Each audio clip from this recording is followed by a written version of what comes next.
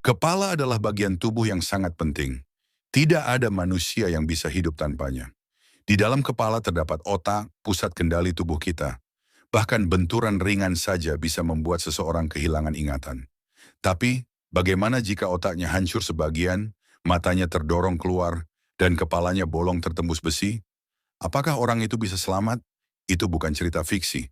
Ini adalah kisah nyata dari seseorang bernama Phineas Gage, seorang pria yang mengejutkan dunia medis. Phineas lahir pada tahun 1823 di New Hampshire, Amerika Serikat. Ia anak pertama dari pasangan Hannah dan Jess Gage. Sejak kecil dia dikenal sehat, kuat, dan tidak pernah menderita sakit parah. Masa mudanya dihabiskan bukan dengan bermain-main, melainkan bekerja keras. Dengan fisiknya yang kuat, Phineas menjadi buruh andalan. Pada usia 25 tahun, ia bekerja sebagai mandor proyek pembangunan jalur kereta api di New York. Salah satu tugasnya adalah memecah batu besar agar rel bisa dipasang. Prosesnya melibatkan penggunaan bubuk mesiu.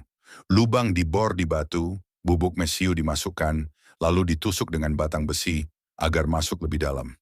Tapi harus hati-hati, jangan sampai ada gesekan langsung dengan logam karena bisa memicu ledakan.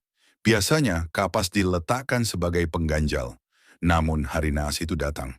Phineas lupa memasukkan kapas. Saat dia menusukkan batang besinya, besi runcing seberat 6,5 kilogram dan sepanjang 1,1 meter, tiba-tiba terjadi ledakan. Besi itu melesat seperti peluru. Ia menembus pipi kiri Phineas, menghancurkan bagian depan otaknya, dan keluar dari tengkoraknya. Matanya bahkan sempat terdorong keluar. Ia terhempas dan mengalami kejang.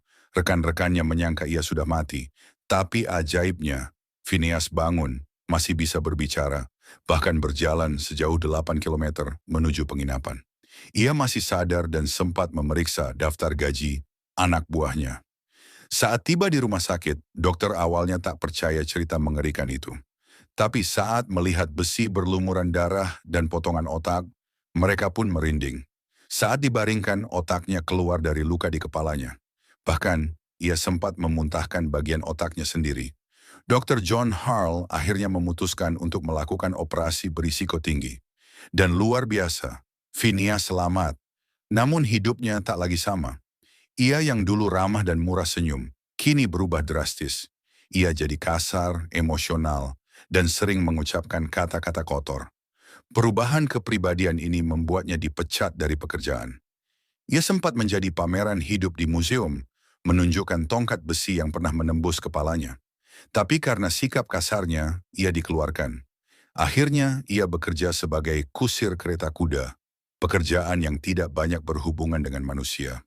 Ia pun sempat menjadi petani, namun beberapa tahun kemudian, kejang-kejang mulai menyerangnya kembali. Pada 21 Mei 1860, Phineas Gage menghembuskan napas terakhirnya. Ia dikubur secara layak, tapi kisahnya belum selesai. 7 tahun kemudian para ilmuwan menggali kuburannya. Tengkoraknya dipelajari.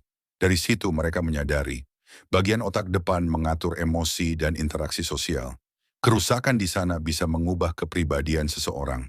Temuan ini menjadi landasan penting dalam ilmu saraf modern. Phineas Gage mungkin tidak sadar, tapi tubuhnya telah menjadi pelajaran besar bagi dunia medis. Sayangnya ia harus mengakhiri hidup dalam kesepian dan kemiskinan. Semoga kita belajar bahwa di balik sikap seseorang bisa saja ada luka yang tak terlihat.